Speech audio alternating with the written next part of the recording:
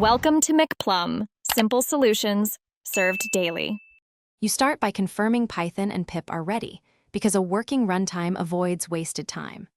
Once done, install the appropriate driver, scicop2, PyMySQL, or use SQLite 3, and make sure you have database credentials at hand. You'll create a virtual environment to isolate dependencies, then pip install the driver and optionally SQL Alchemy. This sets up a reproducible environment so later errors are about code or network, not mismatched libraries.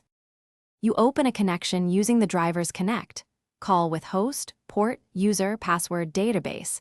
This authenticates you to the server. Then create a cursor to execute parameterized queries. Placeholders protect against injection and improve performance. Once you execute, fetch results with fetchown or fetchall and commit changes for inserts or updates.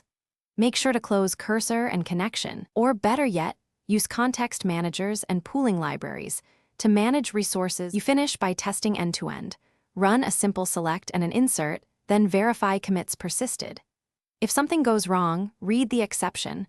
Authentication, network, and permission errors are common. Then reproduce the failure with a DB client. Make sure your firewall and database allow your client IP and confirm credentials. If performance is an issue, enable slow query logging or explain plans. One quick troubleshooting tip: enable driver debug or logging to capture the exact SQL and parameters being sent. Thanks for watching. Stay juicy and subscribe.